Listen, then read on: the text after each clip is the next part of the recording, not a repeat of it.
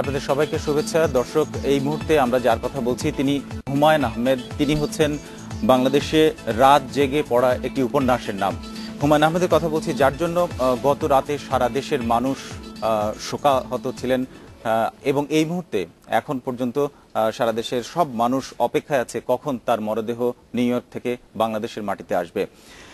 এই অপেক্ষার মধ্য দিয়ে আমরা সময় যাপন করছি এবং এই শোক যাপনের মধ্যে ইন্ডিপেন্ডেন্ট টেলিভিশনের এই বিশেষ আয়োজনে আমরা এখন মুখোমুখি যখন আপনাদের, তখন আমাদের সাথে স্টুডিওতে যোগ দিয়েছেন আরো দুজন চলচ্চিত্র নির্মাতা আবু সাইদ এবং প্রকাশক মনিরুল ইসলাম। আবু সাইদ এবং মনিরুল ইসলাম, আপনাদের স্বাগত জানাচ্ছি আমাদের আজকের শোতে। প্রথমে আমরা জিজ্ঞেস করব, সারা দেশ এখন ঠিক যেমন একেবারে শোকাহত, প্রত্যেকটি স্তরের মানুষ ঠিক সেই মুহূর্তে তার মরদেহের জন্য একদিকে আমরা অপেক্ষা করছি উৎকণ্ঠা, একসাথে নিজস্ব শোক, আর সেই সাথে তাকে আলোচনা করবার তো শেষ নেই।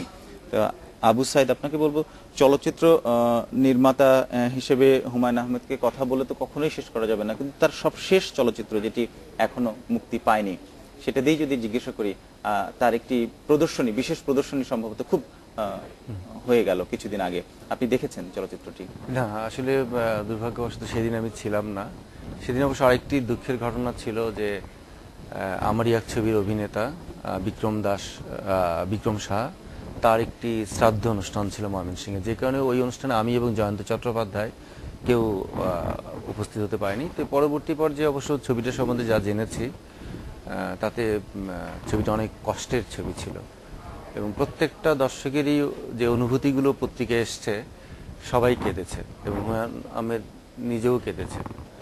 তো আমি জানি না যে ওই কান্নার সাথে আজকের এই কান্নার একটা যোগসূত্র আছে। একটা বিষয় কি যে হুমায়ুন আহমেদ তার এই ছবিটি তিনি নিউ ইয়র্কে দ্বিতীয়বারে যাবার আগে তিনি সবাইকে নিয়ে বসে দেখলেন।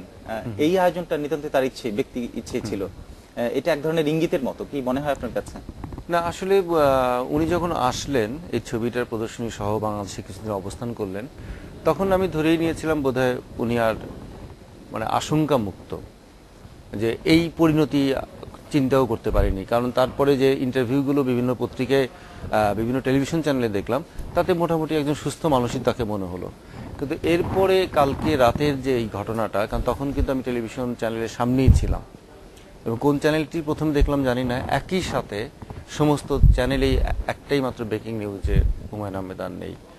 তবে আমার মনে হয় হয়তো তার দেশপ্রেম, দেশের প্রতি যে তার টান, তার শারীরিক এই দুর্বলতাতেও, কারণ এই সময় একজন মানুষের দেশে আসবার খুব একটা কারণ ছিল না, যিনি কিনা এতদিনের মধ্যেই মারা যাবেন। শুধুমাত্র তার দেশপ্রেম এবং এই চলচ্চিত্র বা এই মানুষ, এদের কারণেই হয়তো তিনি কয়েকদিনের জন্য আমাদের মাঝে এসেছিলেন এবং কিছু কথা বলে গেছেন। হুমায়ুন আহমেদের চলচ্চিত্র, এটা বলে কোন ছবিগুলোর কথা আপনি বলবেন সবচেয়ে গুরুত্বপূর্ণ? আপনিও একজন নির্মাতার দৃষ্টিকোণ থেকে সাধারণ দর্শক তো অভিভূত হন। আসলে হুমায়ুন আহমেদের চলচ্চিত্র, উনি কিছু ছবি উনি নিজে নির্মাণ করে গেছেন, উনি নিজে ডিরেক্টর হিসেবে কাজ করেছেন। আবার এর বাইরে ৩-৪টে ছবি আছে যেগুলো ওনার উপন্যাস থেকে অন্য ডিরেক্টররা কাজ করেছেন, তার মধ্যে আমি একটি কাজ করেছি। এবং ওনার প্রথম ছবি শঙ্খনীল কারাগার, এটি মোস্তাফিজ সাহেব করেন এবং পরবর্তী কিন্তু এবং শঙ্খনীল কারাগার তো ব্যাপক জনপ্রিয়, সব মানুষের মুখে মুখে ব্যাপক জনপ্রিয়তা পেয়েছিল। এবং পরবর্তী ছবিও, যেটি হচ্ছে আগুনের পরশমণি, সেটি অত্যন্ত জনপ্রিয় এবং অত্যন্ত সুনির্মিত একটি চলচ্চিত্র। এবং তার কিন্তু চলচ্চিত্র নির্মাণের আকাঙ্ক্ষাটা অনেক আগে থেকেই ছিল। আমার মনে আছে এটা বোধহয় 89 সালে, তখন উনি প্রভোস্ট ছিলেন শহীদুল্লাহ হলে, ঢাকা বিশ্ববিদ্যালয়ের শিক্ষক। ওই সময় একটা ইন্টারভিউ নিতে গিয়েছিলাম আমি এবং জাকির হোসেন রাজু, আমরা দুজন মিলে চলচ্চিত্র ফিল্ম সোসাইটি একটি বুলেটিন বের হবে, সেই ইন্টারভিউটা নিতে গিয়েছিলাম। তখন উনি বলেছিলেন যে আমার যে কোনো গল্প নিয়ে, যে কোনো উপন্যাস নিয়ে কেউ ছবি নির্মাণ করুক, আমার কোনো আপত্তি নেই, কিন্তু এই আগুনের পরশমণি, এটা আমি কাউকে দেবো না, কারণ এটি আমার ছবি নির্মাণ করার ইচ্ছে আছে। এবং তারপরে তো অনেক পরে উনি ছবিটা নির্মাণ করলেন।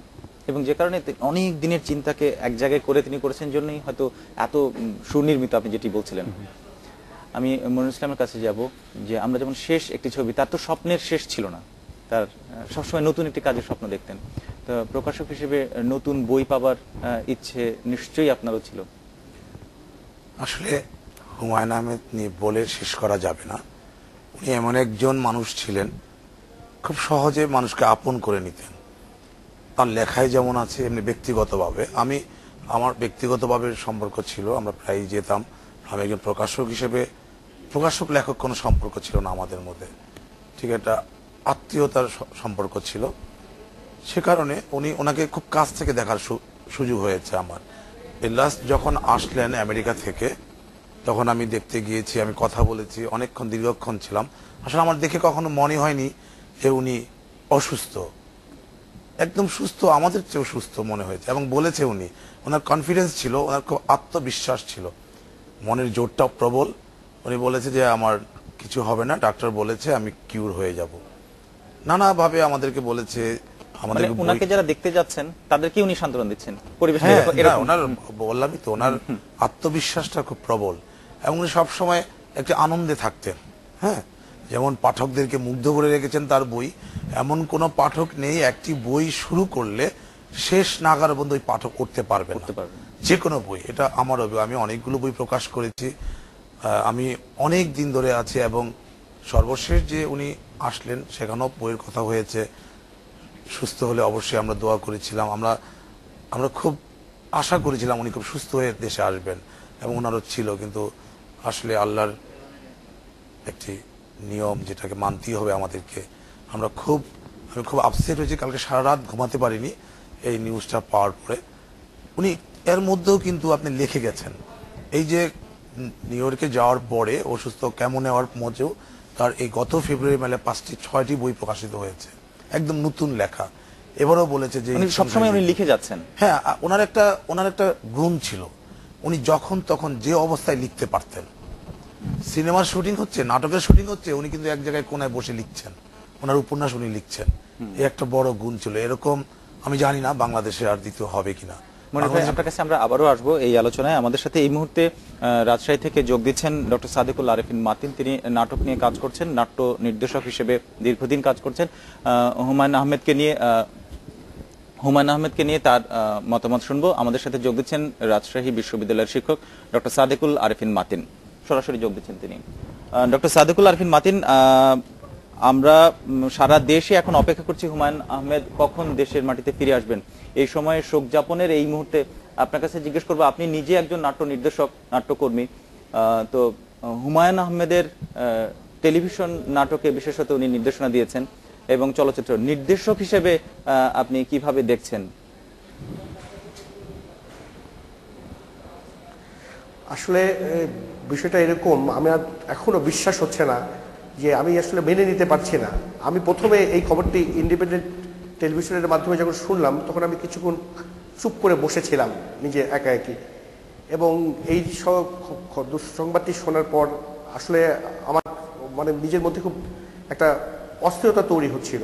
যে আমার বিশ্বাস ছিল যে উনি সুস্থ হয়ে ফিরে আসবেন দেশে, অন্তত আরও কিছুদিন আমাদের মাঝে থাকবেন। আমার এটা কেন যেটা মন থেকে আমার বিশ্বাস ছিল এই জিনিসটি। তো যা হোক, আজকে যে অবস্থা, সেই প্রেক্ষিতে বলতে হয় যে হুমায়ুন আহমেদের লেখা নাটকগুলি আমার নিয়ে যারা কাজ করেছেন, বিভিন্ন জন কাজ করেছেন, উনি নিজেও কাজ করেছেন। আমরা রাজশাহী বিশ্ববিদ্যালয়ে আমাদের একটি সংগঠন আছে, রাজশাহী ইউনিভার্সিটি ড্রামা অ্যাসোসিয়েশন রুডা। সেই সংগঠনটির আমরা একটা হুমায়ুন আহমেদের লেখা একটি নাটক করেছিলাম, সেটা হলো 1971। এই নাটকটি সম্প্রতি এই গত 8ই জুলাই বাংলাদেশ শিল্পকলা একাডেমিতে মুক্তিযুদ্ধের নাট্য উৎসবে আমরা এটা মঞ্চায়ন করেছি।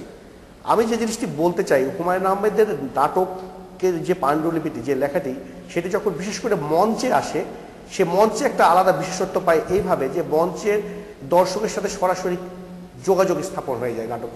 নাটকের সংলাপ, নাটকের সামগ্রিক বিষয়টির মধ্য দিয়ে দেখা যায় যে দর্শক একেবারে সরাসরি একদম যোগাযোগ স্থাপন করছে। আমার কাছে সবচেয়ে বিশেষত্ব মনে হয় এবং সবচেয়ে আলাদা বিষয়টি বিশেষভাবে মনে হয় যে এটি হুমায়ুন আহমেদের একটা অন্যতম বড় ধরনের একটা কৃতিত্ব, বড় ধরনের একটা গুণ। হ্যাঁ, অনেক ভালো ভালো লেখকের নাটক আছে, অনেকে ভালো ভালো পাণ্ডুলিপি করেছেন, লিখেছেন, কিন্তু যে জিনিসটি আপনি খেয়াল করে দেখবেন যে বিগত দিনগুলোতে হুমায়ুন আহমেদের নাটক, বিশেষ করে টিভি নাটকগুলো যে দর্শক জনপ্রিয়তা পেয়েছে তার মূল কারণ হলো দর্শকের মানে সাথে কমিউনিকেশনটা ডেভেলপ করেছে। আসলে দর্শক সম্পৃক্ততা একটা বিষয় রয়ে গেছে। এই সম্পৃক্ততা সকল ক্ষেত্রে হয় বলে আমার মনে হয় না। এটা লেখার একটা বিশেষ গুণ থাকে এবং দর্শকের মধ্যে একটা আলাদা আত্মিক ভাব তৈরি হয়। সাদেকুল আরিফিন মাতিন, আপনাকে ধন্যবাদ। আমরা প্রয়োজনে আবারও আপনার কাছে আসবো হুমায়ুন আহমেদের ব্যাপারে কথা বলতে। দর্শক, আমরা কথা বলছিলাম রাজশাহী বিশ্ববিদ্যালয়ের শিক্ষক ডক্টর সাদেকুল আরিফিন মাতিরের সঙ্গে। তিনি রাজশাহী থেকে আমাদের সঙ্গে যোগ দিচ্ছেন। আপনারা এই মুহূর্তে আছেন আমাদের সাথে ইন্ডিপেন্ডেন্ট টেলিভিশনের বিশেষ আয়োজন বিদায় হুমায়ুন আহমেদ এই শোতে। আমাদের সাথে অতিথি হিসেবে স্টুডিওতে আছেন আরো দুজন অতিথি, আবু সাইদ চলচ্চিত্র নির্মাতা এবং প্রকাশক মনিরুল ইসলাম। বিরতির পর আমরা তাদের সাথে আবারও আলোচনা করব। আশা করছি আপনারা আমাদের সঙ্গে থাকবেন।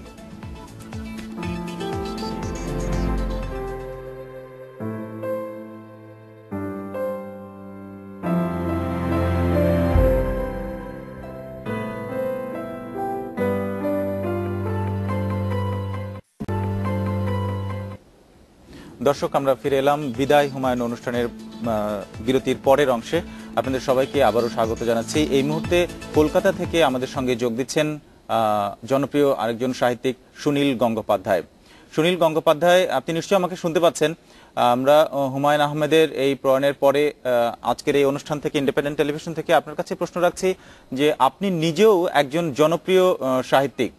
আপনার দৃষ্টিতে কি মনে হয় হুমায়ুন আহমেদ এত জনপ্রিয়তার তার কারণটা কি? তার লেখার বিশেষত্বটা আপনার দৃষ্টিতে ঠিক কোন দিকটা বলবেন? আরে, আমার জনপ্রিয়তার সঙ্গে হুমায়ুনের জনপ্রিয়তার কোনো তুলনাই হয় না। সেটা আমার থেকে অনেক অনেক বেশি জনপ্রিয়। আমি অনেকবার বলেছি যে বাংলা ভাষায় শরৎচন্দ্র ছিলেন সবচেয়ে জনপ্রিয়, এমনকি আমাদের ভারতের অন্যান্য প্রদেশের ভাষাতেও তিনি জনপ্রিয়। তা বাংলায় তার রেকর্ড ভেঙে দিয়েছেন হুমায়ুন আহমেদ। তার এই জনপ্রিয়তার কারণ নিশ্চয়ই তার লেখার মধ্যে কিছু ছিল যা মানুষকে ভালো লাগিয়েছে। আমি তো প্রথম দিকে একটা বই পেয়েছিলাম, তার নাম হচ্ছে নন্দিত নরকে। আমি তখন চিনতাম না ওকে, ওর নামও শুনিনি আগে, কিন্তু তখন আমি দেশ পত্রিকার সনাতন পাঠক নামে একটা কলম লিখতাম। সেই কলমে আমি আমার নতুন নতুন লেখকদের কথা তুলে ধরতাম। নন্দিত নরকে সম্পর্কেও আমি লিখেছিলাম।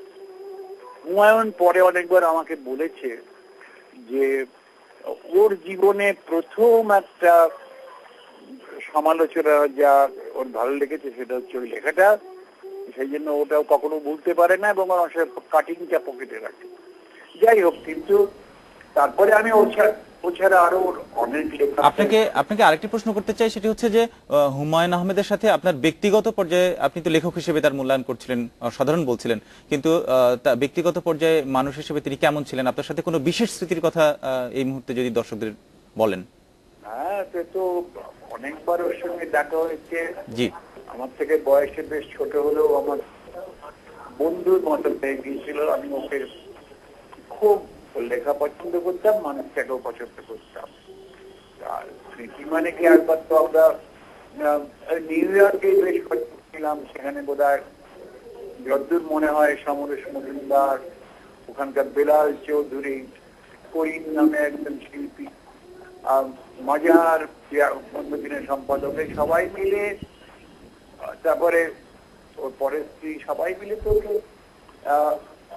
একসঙ্গে পেতাম এবং ওর গল্প টল্প এত মুখেও এত ভালো গল্প বলতো।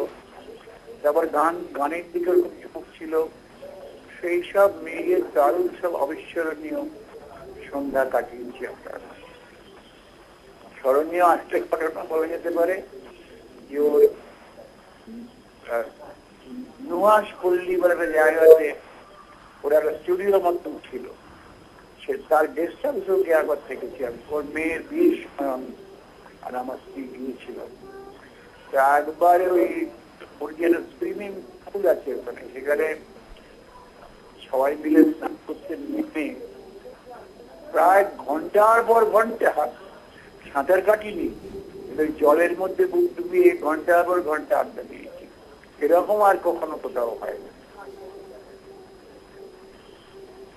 অনেক অনেক ধন্যবাদ আপনাকে। আপনি কলকাতা থেকে আমাদের সঙ্গে যোগ দিয়েছেন। আমরা বাংলা ভাষাভাষী সারা পৃথিবীর মানুষই এখন এই কিংবদন্তি সাহিত্যিককে বরণ করে নেওয়ার জন্য দেশের, বিশেষত বাংলাদেশের ঢাকার মানুষ আমরা অপেক্ষায় আছি কখন তার মরদেহ ঢাকায় এসে পৌঁছাবে।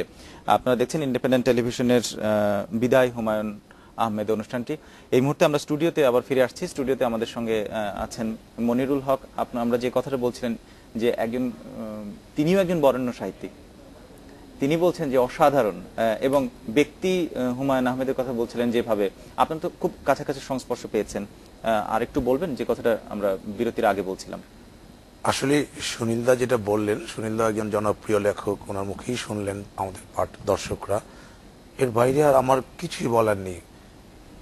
উনি ব্যক্তিগতভাবে এত অমায়িক ছিলেন এবং মানুষকে এত কাছে টানতে পারতেন, এবং একটি যদি কোনো গল্পে আড্ডায় বসতেন, এই আড্ডা ছেড়ে আপনার উঠতে পারতেন না কখনো কেউ, মানে শেষ না করে এতটা মানুষকে কাছে নিতে পারতেন। আর যে কোনো, যেমন পাঠকরা তাকে, পাঠকদের যে অটোগ্রাফ দেওয়ার, এই যে বই মেলায় বিভিন্ন জায়গায় গেলে অটোগ্রাফ, ক্লান্তি নেই, বিরামহীন অটোগ্রাফ দিয়ে গেছেন।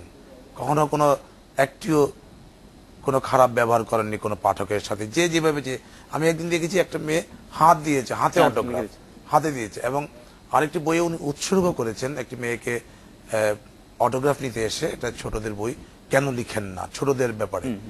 তারপরে ওই বইটা লিখে ওই মেয়েটাকে পাইনি, কিন্তু বইটাকে উৎসর্গ করেছেন ওই মেয়েটার নামে। আসলে এরকম অনেক ঘটনা আছে। একটা ব্যাপার হলো যে হুমায়ুন আহমেদ তার জীবনকালের মধ্যে সংখ্যাও কিন্তু কম না তার, তাই না? 200-র বেশি উপন্যাস, এটা একজন মানুষের 200-র বেশি সংখ্যা আরো, তো এইটা তো অনেক বড় ব্যাপার। তাহলে উনি কি সময় দিয়ে লিখতেন অনেক বেশি? না, আসলে ওনার লেখার সময়টা, এই প্রশ্নের উত্তরটা আমরা যাবো, তার আগে আমরা চট্টগ্রামের একজন আমাদের সঙ্গে যোগ দিচ্ছেন। চট্টগ্রাম থেকে প্রদীপ দেওয়ানজি যোগ দিয়েছেন। প্রদীপ দেওয়ানজি, আপনাকে জিজ্ঞেস করব, সারা দেশই তো আজ শোকাহত হুমায়ুন আহমেদের এই প্রয়াণের জন্য, তো চট্টগ্রামের সাহিত্য অঙ্গনে আপনারা যারা আছেন এবং সাধারণ মানুষের সাথে নিশ্চয়ই আপনার কথা হয়েছে, সেখানকার পরিস্থিতি ঠিক কেমন বলবেন আমাদের?